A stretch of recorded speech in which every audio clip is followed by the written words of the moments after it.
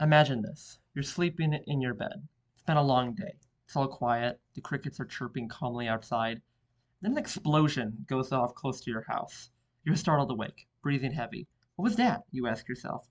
Then another explosion, and then another. The house is shaking. Your child is crying across the hall. Your spouse hurries out of the bed to calm them. The sounds of a distant war are now right on your doorstep. What do? Access to food, water, electricity, heating, medical services, and shelter are now all under threat. Your best option to protect your family is to flee. But where do you go? What about your home, your livelihood? Similar situations to this occur around the world all the time. Individuals of every age, race, religion, and gender are forced to make the difficult decision of abandoning their homes, their livelihoods, and even sometimes their families to flee from disaster, conflict, and instability. Forced displacement is a serious global crisis, facing almost every nation in some form, and this crisis is only growing worse.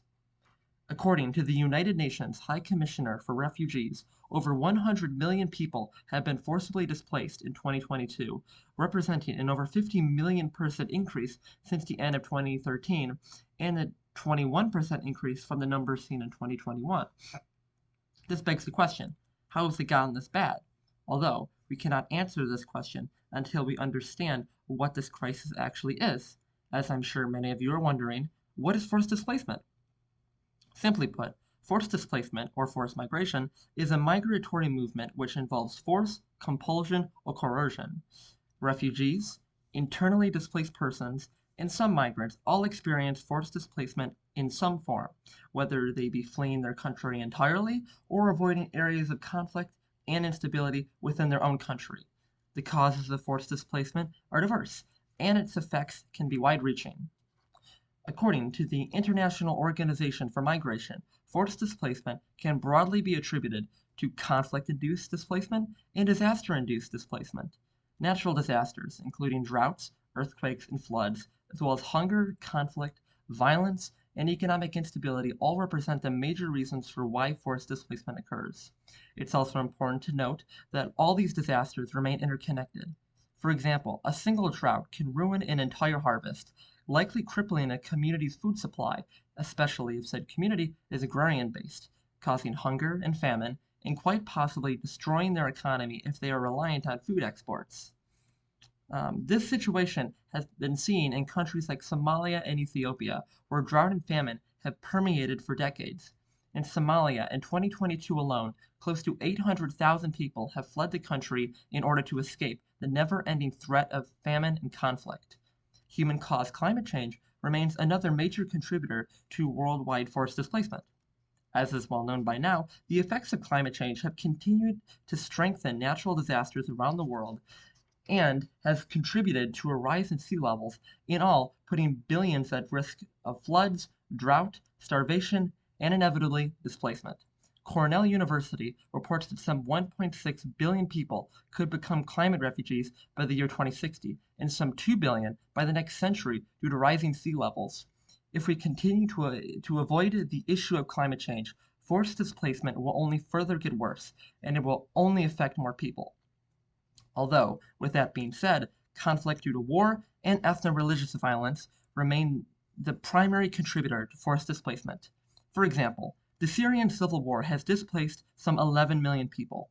The decades-long conflict in Afghanistan has displaced some 2.8 million people, and the recent Russian invasion of Ukraine has displaced some 5.4 million people.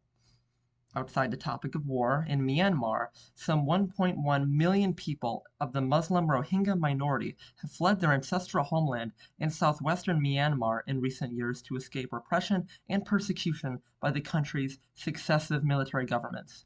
Close to 75% of the Rohingya people in Myanmar have fled to Bangladesh alone, living in the world's largest refugee camp in southeast Bangladesh. In the case of Bangladesh, as in most cases, it is developing countries who are already struggling to support themselves that are faced with the burden of supporting these massive populations of forcibly displaced people. With all that being said, what can be done to solve this crisis?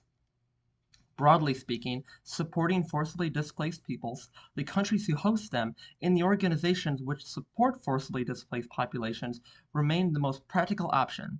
According to the World Bank and UNHCR, implementing policies that allow refugees to become self-reliant and contributors to the local economy of their host community benefits not only the refugee populations, but their hosts as well. This is especially true in situations where there remains little chance of forcibly displaced peoples returning to their homes, successfully integrating their populations into the communities where they fled to should remain a top priority to guarantee the safety and security of forcibly displaced peoples and to guarantee the stability and capacity of these host countries and communities in supporting themselves and their refugee populations.